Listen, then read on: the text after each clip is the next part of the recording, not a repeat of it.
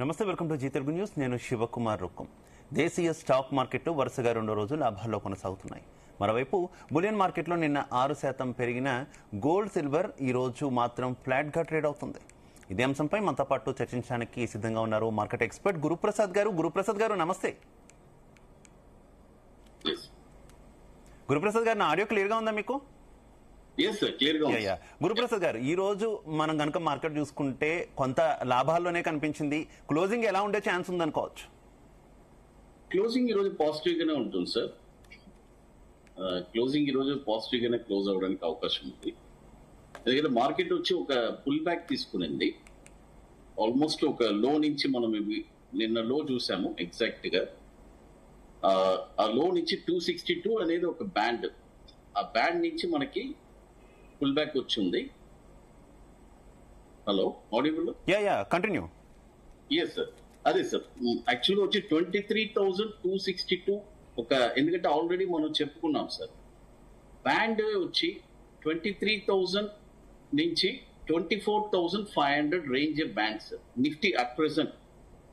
ఇది ఎందుకు చెప్పానంటే గత కొన్ని వారాల క్రితం బాటమ్ అవుట్ అయింది నిఫ్టీ. అంటే 21,700 బాటమ్ అయ్యి అక్కడి నుంచి బౌన్స్ బ్యాక్ అయిన తర్వాత మార్కెట్ వచ్చి ఇక్కడి నుంచి పైకి వెళ్ళలేకపోతుంది.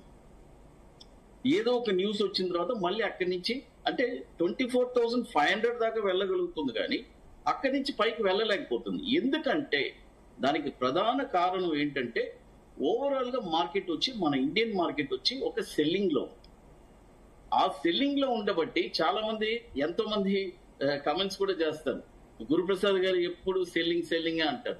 అలా కాదు, మార్కెట్ ఓవరాల్ సెల్లింగ్ ఉంది కాబట్టి మనం ఓవరాల్ గా సెల్లింగ్ చెప్తాం. కానీ టెంపరీ పుల్ బ్యాక్ అండి నేను ఏం చెప్తానంటే ఆపర్చునిటీ టు సెల్ అని చెప్తాం. హయ్యర్ లెవెల్స్ వచ్చినప్పుడు అంతా మనం సెల్లింగ్ చేయాలి.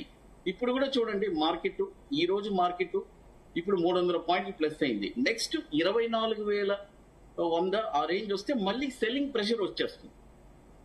మళ్ళీ అక్కడి నుంచి మళ్ళీ సెల్లింగ్ స్టార్ట్ అవుతుంది. అయితే మనం నిఫ్టీ చూసుకుంటే గురుప్రసాద్ గారు, దాదాపుగా 5 రోజుల పాటు పతనాన్ని మనం చూసాము. ఈ రోజు మాత్రమే కొంత ఆల్మోస్ట్ 24,000 వరకు కూడా కనిపించినటువంటి సిచ్యువేషన్. ఏమనుకోవాలి, ఇది ఖచ్చితంగా కూడా ఇలా కంటిన్యూ అయ్యే ఛాన్స్ ఉందని అనుకోవాలా, లేదంటే ఓన్లీ ఈ 2 days వరకు మాత్రమే పరిమితమైనటువంటి అంశం అనుకోవాలా? లేదండి, ఈ ట్రెండ్ ఇప్పుడు నేను అనుకునేది ఏంటంటే నెక్స్ట్ మనము జూన్ 10వ తారీఖు దాకా మనం ఈ పుల్ బ్యాక్ అనేది ఎదురు చూస్తూ ఉండొచ్చండి. అయితే ఒకటి మాత్రం చెప్తాను, జూన్ 10వ తారీఖు తర్వాత మార్కెట్ లో చాలా కేర్ఫుల్ గా ఉండాలండి, చాలా అప్రమత్తంగా ఉండాలి అందరూ. ఎందుకంటే స్టాక్ మార్కెట్ లో ఒక హెవీ సెల్లింగ్ రావడానికి అవకాశం ఉంది జూన్ నెలలో. అది ఆల్రెడీ నేను ఎక్స్పెక్ట్ చేస్తున్నాను. కాబట్టి ఆ సెల్లింగ్ ఎలా ఉంటుందంటే ఎవ్రీ రైజ్ అనేది షార్ట్ ఉంటుంది, ఒక ఆపర్చునిటీ కూడా ఇవ్వకుండా అనేటట్టు ఉంటుంది. కాబట్టి మార్కెట్ వచ్చి ఎప్పుడు ఎలా చెప్పాలంటే బాగా అందరినీ నమ్మిస్తుంది, నేను రికవరీ అయిపోయాను అని చెప్పి. జూన్ 10th దాకా కూడా ఒక ఇలాగే సాగుతుంది మార్కెట్. పాజిటివ్ లోనే ఉంది, ఒక పాజిటివ్ లోనే ఉంది అని జనాల మైండ్ సెట్ తీసుకొచ్చి అక్కడి నుంచి మార్కెట్ సెల్లింగ్ రావడానికి అవకాశం. అంటే ఈ రోజు కొంత పాజిటివ్ గా రియాక్ట్ అవ్వడానికి దోహదం చేసినటువంటి అంశాలు ఏమనుకోవచ్చు? అంటే అటు ట్రంప్ జిన్పింగ్ మీటింగే దీని మీద కొంత ఇంపాక్ట్ చూపించింది అనుకోవచ్చా ఏమైనా? అది కూడా ఒక కారణంగా ఉందండి. అయితే ఏంటంటే బాటమ్ అవుట్ అయింది కదా, అంటే మార్కెట్ ఒక హై లెవెల్ కి వెళ్ళింది రీసెంట్ గా. అక్కడి నుంచి మళ్ళీ 23,262 అనేది ఒక లెవెల్ కి వచ్చింది. కాబట్టి ఇప్పుడు టెంపరీ పుల్ బ్యాక్ వచ్చింది. కాబట్టి ఈ పుల్ బ్యాక్ వచ్చి 24,000 పైన మార్కెట్ సస్టైన్ అయితే గానీ నెక్స్ట్ మార్కెట్ అప్ మూవ్ అనేది ఉంటుంది. And next week Nifty spot market direction ఎలా ఉండే ఛాన్స్ ఉంది అనుకోవాలి గురుప్రసాద్ గారు? చూడండి, ఇప్పుడు అట్ ప్రెసెంట్ సిచ్యువేషన్ మనం ఆలోచించాలి. ఎందుకంటే ఎప్పటికప్పుడు మార్కెట్ డైనమిక్స్ మారుతూ ఉంటుంది. కాబట్టి మనం అట్ ప్రెసెంట్ సిచ్యువేషన్ మనం ఏం ప్రిడిక్ట్ చేస్తున్నాం అంటే మేబీ ఫేసింగ్ వచ్చి 24,100 దాకా వెళ్ళడానికి అవకాశం ఉంది. అక్కడ సెల్లింగ్ ప్రెషర్ మళ్ళీ అక్కడ సెల్లింగ్ ఏర్పాటు అవుతుంది. అది మళ్ళీ అక్కడి నుంచి దాటుకొని వెళ్తే గానీ ఆ మరీ బుల్ అనేది ఉంటుంది. బట్ నేను ఎక్స్పెక్ట్ చేసేది వచ్చి ఏదైనా జూన్ 10వ తారీఖు లోపు ఎంత ఎత్తుకు మార్కెట్ వెళ్ళినా కూడా అందరూ ఒక అవకాశంగానే భావించాలి దాని నుంచి ఎలా చెప్పాలంటే ఇక మార్కెట్ రికవర్ అయిపోయింది, ఇక పైకి వెళ్ళిపోతుంది అనే భావనలో ఉండకూడదు. అది అండ్ వన్ మోర్ క్వశ్చన్, ఈ రోజు నిఫ్టీ మెటల్ ఇండెక్స్ చూసుకున్నా కూడా దాదాపుగా 1.8% మనకి గెయిన్ లోనే కనిపించింది కదా, ఏమనుకోవాలి? ఇది కూడా కేవలం షార్ట్ టర్మ్ ర్యాలీనా లేకపోతే లాంగ్ టర్మ్ లో ఉండే ఛాన్స్ ఏమైనా ఉందా దీనికి సంబంధించి? ఖచ్చితంగా ఇవన్నీ ఒక షార్ట్ టర్మ్ ర్యాలీ అండి. ఓకే. ఎందుకంటే ఇవన్నీ ఈ రోజు మామూలుగా చూసుకుంటే హిందుస్థాన్ కాపర్ 2% పెరిగింది, ఇండాల్కో 2% పెరిగింది, అదేలాగా ఎన్ఎండిసి కూడా 2%, విఈడిఎల్, వేదాంత ఇది కూడా వచ్చి మనకి ఒక 5% పెరిగింది. కాబట్టి మార్కెట్ పెరిగిన దాని వల్ల అన్ని కొద్దిగా బౌన్స్ బ్యాక్ అయ్యి ఉన్నాయి స్టాక్స్ అన్ని కొన్ని. కాబట్టి ఇవన్నీ ఒక ఎలా చెప్పంటే హయ్యర్ లెవెల్లో మళ్ళీ సెల్లింగ్ ప్రెషర్ రావడానికి అవకాశం ఉంది. బట్ ఏదైనా టెంపరీగా ట్రేడింగ్ చేసే వాళ్ళకి ఏం ప్రాబ్లం లేదండి. నేనేది ఏంటంటే చూడండి, మార్కెట్ లో సంపాదించే వాళ్ళు సంపాదిస్తూనే ఉన్నారు, ట్రేడింగ్ చేసి ట్రేడింగ్ స్కిల్స్ ఉండేవాళ్ళు నేను చెప్తున్నాను. Especially only the trading skills లేని వాళ్ళు మాత్రం, క్యాష్ మార్కెట్ లో చేసుకునే వాళ్ళు మాత్రం, స్వింగ్ ట్రేడింగ్ చేసే వాళ్ళు మాత్రం మార్కెట్ ఎప్పుడంతా క్రాషెస్ వస్తుందో అప్పుడు మనం కొని పెట్టుకొని మార్కెట్ ఈ రోజు ఒక 15 అంటే ఓవరాల్ గా ఫర్ ద పీరియడ్ ఒక 15% దిగింది అనుకోండి మన ఐ లెవెల్ నుంచి, అక్కడ మనం పిక్ చేయాలి. మీరు మంచి స్టాక్స్ ని, ఫండమెంటల్ స్టాక్స్ ని అక్కడ పిక్ చేసుకొని, అంటే నేను అనేది ఏ అవగాహన స్టాక్ మార్కెట్ మీద లేని వాళ్ళకు కూడా ఒక 15% ఏదైనా మంచి స్టాక్స్, నేను అనేది నిఫ్టీ 50లో, నిఫ్టీ 50, నిఫ్టీ నెక్స్ట్ 50 ఇలాంటి స్టాక్స్ లో, లేదంటే నిఫ్టీ 200 ఒక 10% 15% దిగినప్పుడు మీరు కొని పెట్టుకోవాలి. కామ్గా కొని పెట్టుకుంటే నెక్స్ట్ అంటే ఒక కమింగ్ ఒక 4-5 వారాలకి, ఒక 7-8 వారాలకి కూడా అది మళ్ళీ ఒక 5 to 10% రిటర్న్స్ ఇవ్వడానికి అవకాశం. అంటే క్రూడ్ ఆయిల్ ఇష్యూ చూసుకుంటే ఇంకా $100 పైన ట్రేడ్ అవుతున్న సిచ్యువేషన్ చూస్తున్నాం గురుప్రసాద్ గారు. అటేమో అంతర్జాతీయంగా ముడిచమురు ధరలు కూడా ఇంకా బగ్గుమంటున్నాయి. మరోవైపు ఇరాన్ అమెరికా మధ్య జరుగుతున్నటువంటి చర్చలేమో ఇంకా తుది దశకు రానైనటువంటి సిచ్యువేషన్ కదా. అంటే ఈ అనిశ్చిత నేపథ్యంలో ఇన్వెస్టర్లు ఎలా ఉంటే మంచిదంటారు? చూడండి, క్రూడ్ ఆయిల్ వచ్చి ఖచ్చితంగా ఈ ఇయర్ యాజ్ పర్ నా ప్రిడిక్షన్ ప్రకారం $170 ఖచ్చితంగా టచ్ అవుతుంది. ఇయర్ ఎండ్ లోపు $170 క్రూడ్ ఆయిల్ మనకి టచ్ అవడానికి అవకాశం ఉంది. సో ఈ నేపథ్యంలో ఆ స్థాయికి వెళ్ళేటటువంటి నేపథ్యంలో ఇన్వెస్టర్లలో అయితే చాలా భయాలు ఉన్నాయి కదా, వారికి ఇచ్చే మీ సూచనలు ఏంటి? అంటే చూడండి, చూడండి క్రూడ్ ఆయిల్ కొన్ని సంవత్సరాలు, అంటే దాదాపు ఒక 5 సంవత్సరాలు క్రూడ్ ఆయిల్ వచ్చి $60 to $70 లో ట్రేడ్ అవుతుంది. అయినా కూడా మనకి పెట్రోల్ రేట్స్ ఏం పెద్దగా, అంటే అదేలాగానే ఒక ₹100 రేంజ్ లోనే పెట్రోల్ రేట్ అనేది మనకు ఉనింది. ఇప్పుడు రీసెంట్ గా మోడీ గారు చూడండి, గత అంటే ఆయన ఎలా చెప్పాలంటే ఒక సూచన, హెచ్చరిక ఇస్తున్నారు. నెక్స్ట్ ముందు రోజుల్లో చాలా ఇబ్బందులు పడాల్సిన అవసరం ఉంటుంది, ప్రిపేర్డ్ గా ఉండండి అని ఆయన చాలా హెచ్చరికగా చెప్తున్నారు. అది వచ్చి మనం చాలా దీర్ఘంగా ఆలోచించాల్సిన విషయం. ఏదో ఎందుకంటే వాళ్ళకి తెలుసు సిచ్యువేషన్స్, వాళ్ళకే ముఖ్యంగా తెలుసు. అది కాకుండా యాజ్ పర్ టెక్నికల్ అనలిస్ట్ గా మనం ఏం చెప్తున్నామంటే, ఓ క్రూడ్ ఆయిల్ ఇంత దూరం వెళ్తుందంటే అప్పుడు మనం ఆలోచించండి పెట్రోల్ ఎంత దూరం పెరుగుతుంది కమింగ్ డేస్ లో. మరి అండ్ మరో విషయం చూసుకుంటే నిన్న కూడా ఫారిన్ ఇన్వెస్టర్స్ ఏకంగా 4,700 కోట్ల రూపాయల విలువైన షేర్లు అమ్మేసిన సిచ్యువేషన్ మనం మార్కెట్ లో చూసిన పరిస్థితి కదా. కేవలం ఓన్లీ అంటే డొమెస్టిక్ ఇన్వెస్టర్లు మార్కెట్ ని ఎంతవరకు కాపాడగలరు అని అంటే ఏం చెప్తారు? లేదండి, ఇది చాలా ముఖ్యమైన క్వశ్చన్ మీరు అడిగిన పాయింట్. ఎందుకంటే 2026 స్టార్ట్ అయిన తర్వాత కూడా చాలా వరకు కూడా ఈ 4 నెలలు, దాదాపు ఈ 3 నెలలు కూడా ఎక్కువగా ఫారిన్ ఇన్వెస్ట్మెంట్లు వెనక్కి వెళ్ళిపోయిన సిచ్యువేషన్ మనం చూసాం కదా. ఖచ్చితంగా ఈ విషయం చాలా గమనించాలి. అసలు ఎఫ్ఐఎస్ ఎందుకు సెల్లింగ్ చేస్తున్నారు? మీరు దానికి నేను చెప్పేదానికి మీరు మ్యాచింగ్ చేసి చూడండి. ఓవరాల్ ట్రెండ్ నేను సెల్లింగ్ అని చెప్తున్నాను, కరెక్టా? ఓవరాల్ నేను ట్రెండ్ ఏం చెప్తున్నాను sir? Selling. Overall trend selling లో ఉంది, అందుకని ఎఫ్ఐఎస్ కూడా సెల్ చేస్తున్నారు. అది చాలా మందికి అర్థం కావట్లేదు. డొమెస్టిక్ వాళ్ళు కొంటున్నారంటే ఇక్కడ ఏమైపోయిందంటే డొమెస్టిక్ వాళ్ళు ఇప్పుడు ఖచ్చితంగా వాళ్ళు కొని అవ్వాలి. ఎందుకంటే అంటున్నానంటే మన వాళ్ళందరికీ ఇప్పుడు ఒక అవేర్నెస్ వచ్చింది. అంటే ఇంతకు ముందు లాగా కాదు. ప్రతి ఒక్కరు ఇప్పుడు సిస్టమాటిక్ ఇన్వెస్ట్మెంట్ ట్రేడింగ్ ప్లాన్ లో చేస్తున్నారు. మ్యూచువల్ ఫండ్స్ లో కొన్ని అంటే ఆటో కట్ అయిపోతుంది. ఎవ్రీ మంత్ వచ్చి వాళ్ళ శాలరీస్ నుంచి ఒక సేవింగ్ అనేది వెళ్ళిపోతుంది. కాబట్టి ఆ డబ్బంతా వచ్చి మార్కెట్ లో ఫ్లో అనేది అవుతుంది. బట్ అది ఒక మంచి పరిణామమే. అది యాక్చువల్గా ఇట్స్ వెరీ గుడ్ సైన్ అన్నమాట మార్కెట్ కి. ఏది ఇప్పుడు మ్యూచువల్ ఫండ్స్ ఎవరంతా సిప్పు చేసే వాళ్ళకు కూడా వాళ్ళకి తగ్గ రిటర్న్స్ వాళ్ళకి డెఫినెట్ గా నెక్స్ట్ 5 years కి వస్తుంది. అయితే వాళ్ళు ఏంటి మార్కెట్ మాకు రిటర్న్స్ షార్ట్ టర్మ్ లో రావట్లేదు అని ఎగ్జిట్ అయితే మాత్రం డెఫినెట్ గా అది వేస్ట్ అనమాట. సో ఈ టైంలో కొనుగోలు జరపడమే మంచిది అంటారు. డెఫినెట్ గా అండి. చూడండి, అంటే నేను అనేది సార్, ఇప్పుడు ఒక సరాసరి ఒక అతని దగ్గర ఒక 100 రూపాయలు అనుకున్నా, ఇది పెద్ద లెవెల్లో ఆలోచించవచ్చు. ఓకే, 100 రూపాయలు నా దగ్గర ఉందండి. అందులో నేనేమంటున్నానంటే ఒక 30 రూపాయలు ఇప్పుడు కొనుక్కోండి అంటున్నాను. మిగతా జూన్, జూలై, ఆగస్ట్, ఈ జూన్, జూలై, ఆగస్ట్ ఈ 3 నెలలు మార్కెట్ ఒక క్రూషియల్ లెవెల్లో రాబోతుంది. ఒక బాటమ్ అవుట్ అవ్వబోతుంది. అక్కడి నుంచి అక్కడ వచ్చినప్పుడు నేను అన్న 100 రూపాయల్లో 30 రూపాయలు ఆల్రెడీ పెట్టుబడి పెట్టారు. ఇంకా 70 రూపాయలు ఉంది. ఒక్కొక్క లెవెల్లో 35 రూపాయలు 35 రూపాయలు ఒక 2 లెవెల్లో పెట్టుబడి పెట్టుకుని చేస్తే, నేనేది ఊరికి ఒక సరాసరిగా చెప్పాను. అది వేలల్లో, లక్షల్లో, కోట్లలో వాళ్ళు లెక్కేసుకొని తర్వాత సంగతి.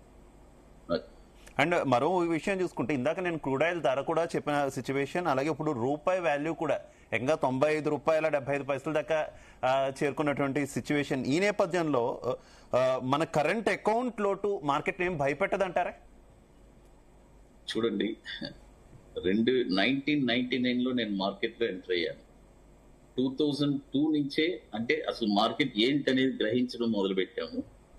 డాలరు దాదాపు 15, నా ఊహకి తెలిసి 15 రూపీస్ నుంచి 20 రూపీస్ నుంచి నేను డాలర్ ని వాచ్ చేస్తూ వస్తున్నాను. ఖచ్చితంగా డాలర్ లో ఇన్వెస్ట్ చేసిన వాళ్ళు ఈ రోజు కోటీశ్వరులు అయ్యారు. అంటే డాలర్ వచ్చి ఎప్పటికప్పుడు పెరుగుతూనే ఉంది. మన రూపీ వాల్యూ తగ్గుతుంది, డాలర్ వాల్యూ పెరుగుతూనే ఉంది. ఇది ఒక సైకిల్. ఇది జరుగుతూనే ఉంటుంది. ఇంకొక నెక్స్ట్ ఒక 5 years తర్వాత మీరు చూసారనుకోండి, డాలర్ వచ్చి 120, 130 రూపీస్ ఉంటుంది. కాబట్టి ఈ క్రమంలో, ఎందుకంటే ఓవరాల్ గా ఎకనామిక్ చూస్తుంటే శాసించేది యునైటెడ్ స్టేట్స్. ఆ డాలర్ వాల్యూని బేస్ చేసే ప్రపంచం మొత్తం నడుస్తుంది. కాబట్టి ఇప్పుడు రీసెంట్ గా కూడా మోడీ గారు గోల్డ్ వచ్చి కొనొద్దని చెప్పారు. ఎందుకు కొనొద్దని చెప్పారు? మనం మొత్తం గోల్డ్ వచ్చి ఇంపోర్ట్ చేస్తున్నాం. ఇంపోర్ట్ చేస్తుంటే మనం డాలర్ రూపంగానే వాళ్ళకి డబ్బులు ఇవ్వాలి. డాలర్ రూపంగా మనం డబ్బులు ఇవ్వాలంటే అప్పుడు డాలర్ ఆటోమేటిక్ గా పెరుగుతుంది. అది అయితే ఒక చిన్న విషయం, మనం రూపాయి గురించి మాట్లాడుకున్నప్పుడే ఐటీ రంగానికి ఇది లాభం చేకూరుస్తుందా? డాలర్ పెరుగుదల, రూపాయి వాల్యూ కూడా పడిపోయినటువంటి నేపథ్యంలో ఇది ఐటీ రంగానికి మంచి చేస్తుందా, చెడు చేస్తుందా అనేటటువంటి ఒక క్వశ్చన్ రైజ్ అవుతుంది. ఏం చెప్తారు? మంచి చేస్తుంది ఐటీ. డెఫినెట్ గా ఐటీకి, ఎందుకంటే మనకు వచ్చే రూపాయి అన్ని డాలర్స్ లోనే వస్తుంది. కానీ దిగుమతి ఖర్చులు పెరగడం వల్ల కార్పొరేట్ లాభాలు కూడా కొంత దెబ్బతినే అవకాశం ఉందనే వాదన కూడా ఉంది కదా గురుప్రసాద్ గారు. అంటే మీరు అడిగింది ఐటీ, పర్టికులర్ గా ఐటీ సెక్టర్స్ లేదా ఐటీ సెక్టర్స్ లో కొన్ని ఉన్నాయండి. వీళ్ళు ఒక హెడ్జింగ్ కూడా చేస్తారు కాంట్రాక్ట్ వేసేటప్పుడు. అందులో కూడా చాలా లూప్ హోల్స్ ఉన్నాయి. కొంతమంది అంటే వాళ్ళు మాట్లాడుకుంటే దాన్ని బేస్ చేసి ఉంటుంది. $97 లోనే మనకి పేమెంట్ రావాలని ఉంటే, పెరిగినా తగ్గినా అలాంటివన్నీ కూడా ఉంటుంది. కాబట్టి ఏదేమైనా సరే జనరల్ గా బిజినెస్ చేసే వాళ్ళు ఐటీ సెక్టర్స్ కి వచ్చి పెరిగిందంటే, డాలర్ పెరిగిందంటే డెఫినెట్ గా వచ్చి వాళ్ళకి లాభాలు ఎక్కువే వస్తుంది. అండ్ ఓపెన్ ఏఐ వల్ల కొంత ఐటీ కంపెనీలు దెబ్బతింటున్నాయి అనేటటువంటి వాదన కూడా ఎట్ ప్రెసెంట్ మార్కెట్ల మీద ఉంది కదా. నిజంగా కనిపిస్తుందా? ఇంపాక్ట్ కనిపిస్తుంది ఎట్ ప్రెసెంట్ మార్కెట్ల మీద? ఉంది సార్, ఉంది. బట్ వాళ్ళు దాన్ని మళ్ళీ రీస్ట్రక్చరింగ్ చేస్తున్నారు. అందరూ వచ్చి ఓవరాల్ గానే, ఎందుకంటే ఈ ఏఐ అనేది ఏం లేదండి, అదే సెపరేట్ గా ఒక ఇది కాదండి, అది ఐటీలో ఒక భాగం. కానీ ఆ ఐటీకి అతీతంగా అందరూ ప్రొజెక్ట్ చేసి చూపిస్తున్న సిచ్యువేషన్ కదా ఏ అంటే, అది ఏదో పెద్ద అభూత కల్పన, లేదంటే ఓ పెద్ద భూతం లాగే క్రియేట్ చేస్తున్నారు. సార్ నేనేది ఇప్పుడు ఇన్ఫోసిస్ కంపెనీ కదా ఏఐ కూడా హ్యాండిల్ చేసేది. ఇప్పుడు వాళ్ళు ఏ చదివిన వాళ్ళనే, అంటే ఏ it's nothing but it is IT అండి, ఐటీ రిలేటెడే మొత్తం. కాబట్టి కంప్యూటర్ ఐటీ లేకుండా ఏ అనేదే లేదు. అది అది అది ఊరికే జస్ట్ ఒక పుకారు. కాబట్టి నేనేమంటున్నానంటే ఇప్పుడు అంటే చూడండి, గత కొన్ని సంవత్సరాల నుంచి ఎంప్లాయీస్ అందరూ ఉన్నారు. వాళ్ళు ఓవరాల్ గా ఇప్పుడు కంప్లీట్ గా ఐటీలో అంటే ఏఐ అనేది నేర్చుకోవాలని నేను కూడా చాలా మంది చూస్తున్నాను. మొన్న రీసెంట్ గా ఒక ఫ్లైట్ లో నేను ట్రావెల్ చేసేటప్పుడు ఒక అతను నాకు నా అభిమాని పక్కనే కూర్చోన్నాడు. ఆయన నన్ను చూసి విష్ చేశాడు. ఏం సార్ ఎక్కడికి వెళ్తున్నారు? నేను విశాఖపట్నం వెళ్తున్నాను. ఆయన నుంచి నేను చెన్నై నుంచి వస్తున్నాను. ఆయన చెన్నైలోనే ఎక్కాడు ఫ్లైట్. అంటే ఆయన ఉండేది వైజాగ్ అన్నమాట. ఆయన ఐటీలో ఉన్నాడు, ఓ పెద్ద పోస్ట్ లో ఉన్నాడు. నేను అడిగాను ఆయన, ఏం సార్ వచ్చి ఏం చేద్దాం సార్, ఏ ట్రైనింగ్ ఇస్తున్నారు నాకు చెన్నైలో. ఆయన ఉండేది ఐటీ కంపెనీ వాళ్ళే మార్చి స్విచ్ ఓవర్ చేసి వాళ్ళని తీర్చిదిద్దుతున్నారు. ఏది యంగ్ గా ఉండే వాళ్ళని, బాగా కొద్దిగా ఏజ్ గా ఉండే వాళ్ళని చేయలేకపోతున్నారు. వాళ్ళకి రిలీఫ్ ఇస్తున్నారు, వాళ్ళని పంపించేస్తున్నారు. కాబట్టి అందుకనే చూడండి, లే ఆఫ్ జరుగుతుంది అంటున్నారు. లే ఆఫ్ వచ్చి అందులో జరిగేది మనం కొద్దిగా ఆలోచించాలి. యంగ్స్టర్స్ లే ఆఫ్ జరుగుతుందా? యంగ్స్టర్స్ కూడా ఉంటారు అందులో, అంటే స్కిల్ లేని వాళ్ళు కొంతమంది ఉంటారు. అది. అండ్ కమింగ్ టు గోల్డ్, బంగారం కొనవద్దు అంటూ ప్రధానమంత్రి మోదీ మన హైదరాబాద్ లోనే ప్రజలకు పిలుపునిచ్చారు. అలాగే సుంకం కూడా భారీగా నిన్న పెంచిన సిచ్యువేషన్ మనం చూసాం. ఈ నేపథ్యంలో ఏంటి, బంగారం పెరుగుతుందా తగ్గుతుందా, ఏం జరుగుతుంది, కొనాలా వద్దా, చాలా కన్ఫ్యూజన్ లో కామన్ మ్యాన్ ఉన్నటువంటి సిచ్యువేషన్. ఏం చెప్తారు? చూడండి, మోడీ గారు బంగారం కొనొద్దన్నారు. తర్వాత రోజే గోల్డ్ వచ్చి 1,10,000 రూపాయలు పెరిగింది గోల్డ్ ఓవరాల్ గానే. అంటే వాళ్ళకి తెలుస్తుంది నెక్స్ట్ డే మేము పెంచబోతున్నాము, మీరు కొద్దిగా కొనొద్దు, తగ్గిన తర్వాత కొనుక్కోండి అని ఆయన సూచన ఇస్తున్నాడు. అంటే కాబట్టి యాక్చువల్గా ఇది ఈ ట్యాక్స్ అనేది ఆల్రెడీ ఇంతకు ముందు ఉండిందండి. ఒక 2 years ముందు కూడా ఈ ట్యాక్స్ అనేది ఉండింది. అప్పుడు తగ్గించారు. మళ్ళీ ఇప్పుడు అదేలాగానే ట్యాక్స్ పెంచున్నారు.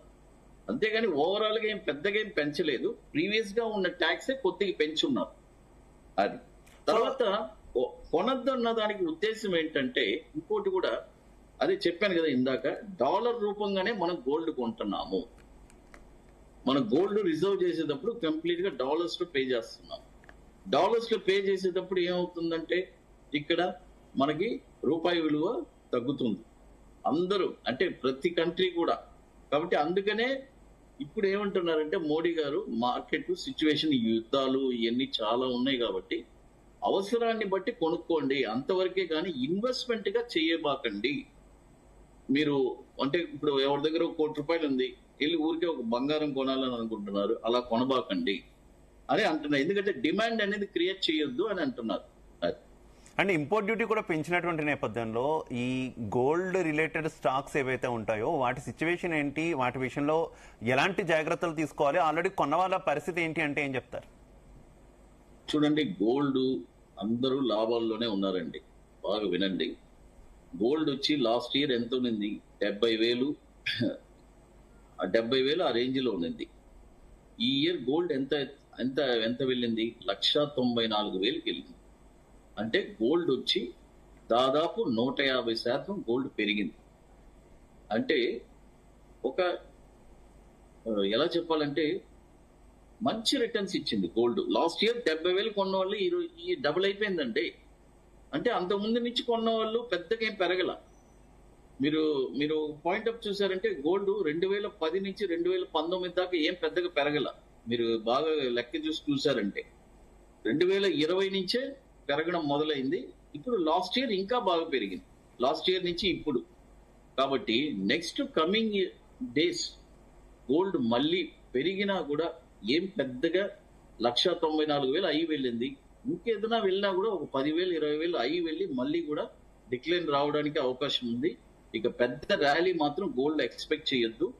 మళ్ళీ ఆల్ టైమ్ వెళ్ళినా అంతే, అంతవరకే వెళ్తుంది. కానీ ఇప్పట్లో నెక్స్ట్ 5 years కి గోల్డ్ వచ్చి ఈ 2 lakhs 2.2 lakhs లోపే ఉంటుంది అని నా అంచనా.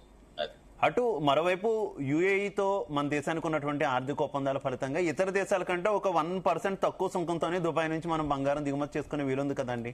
అయితే దుబాయ్ నుంచి వచ్చినటువంటి గోల్డ్ కొనవచ్చా అంటే ఏం చెప్తారు? ఇప్పుడు చాలా ప్రమాదం అండి. ఎందుకంటే ఇక మీద చాలా ఎయిర్పోర్ట్స్ లో మనం ఎన్నో న్యూస్లు చూడబోతున్నాం. అది మనం చెప్పకూడదు. ఎందుకంటే డ్యూటీ ఎన్ని పెంచిన దాని వల్ల వేరే మార్గాల్లో ఎంతో మంది తీసుకురావడానికి ప్రయత్నిస్తారు. అవన్నీ మనం చూడబోతున్నాము. అది కాబట్టి యాజ్ పర్ ఇది మన ఎకనామీకి తగ్గట్టే వాళ్ళు ఎప్పటికప్పుడు చూడండి, ఎన్ని రోజులని భరిస్తారు మీరు ఆలోచించండి. క్రూడ్ ఆయిల్ పెరిగి $100 అయింది, $100-110 వాళ్ళు మెయింటైన్ చేయలేకపోతున్నారు. గవర్నమెంట్ వచ్చి అంటే ఒకేసారి ఇక పెట్రోల్ పెంచాల్సిన పరిస్థితి వస్తుంది. ₹10 ₹20 కూడా పెరగడానికి అవకాశం ఉంది. ఏకదమ్ గా పెంచేస్తారు. ఎందుకంటే హెవీ లాస్ అవుతుంది ఒక రోజుకి క్రూడ్ ఆయిల్. ఎందుకంటే $100 వీళ్ళు రోజు అంటే $100 క్రూడ్ ఆయిల్ సస్టైన్ గత కొంతకాలం నుంచి ఉంది. తగ్గుద్ది అని చూస్తున్నారు, తగ్గట్లేదు. డెఫినెట్ గా ఇది క్రూడ్ ఆయిల్ వచ్చి పెద్ద లెవెల్లో పెరగబోతుంది. పెట్రోల్ రేటు ఫ్యూచర్ లో నాకు అంచనా ₹150 కూడా టచ్ అవడానికి అవకాశం ఉందని నేను అనుకుంటున్నాను. ఇంకా గోల్డ్ సిల్వర్ ఈ మంత్లీ లెవెల్ ఎలా ఉండేటటువంటి అవకాశం ఉంది అనుకోవచ్చు? Gold me observation gold and silver కూడా. Yeah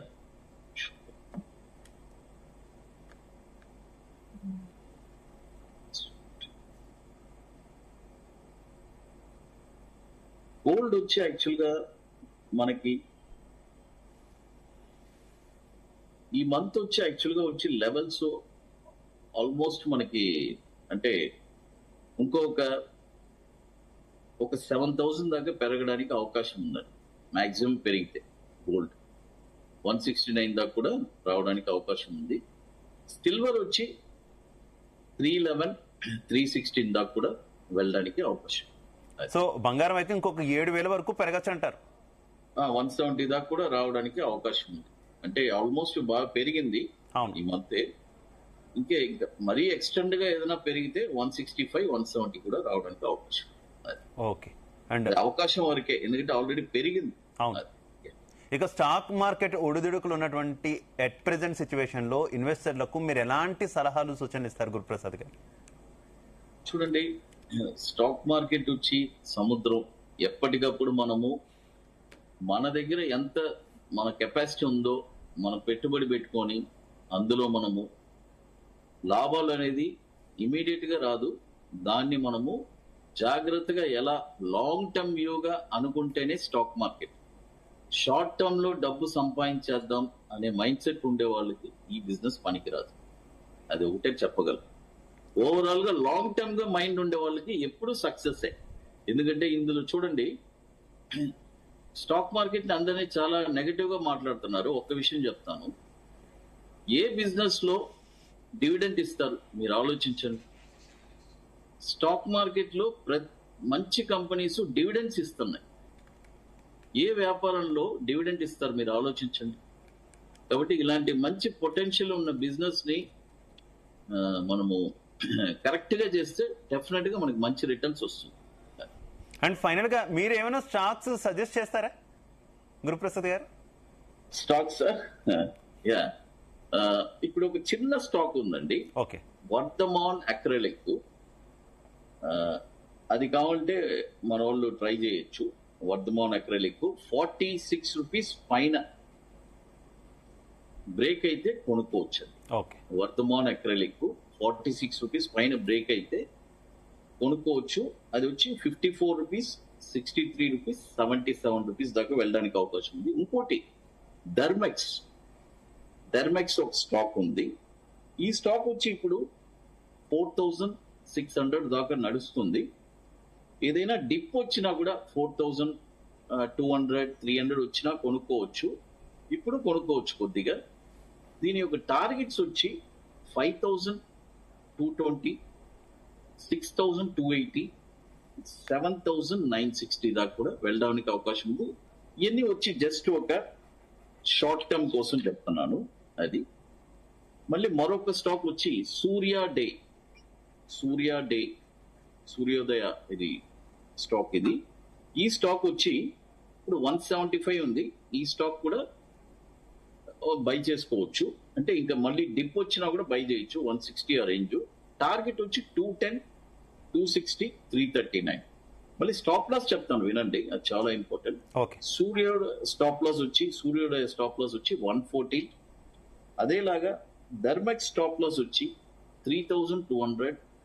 Vardhaman acrylic stop loss వచ్చి 36 రూపాయలు. ఇవన్నీ జస్ట్ ఒక ఎడ్యుకేషన్ పర్పస్ అండి. షూర్. థ్యాంక్ యూ గురుప్రసాద్ గారు, చాలా మంచి సలహాలు సూచనలు మా వ్యూయర్స్ అందరికీ కూడా అందించినందుకు.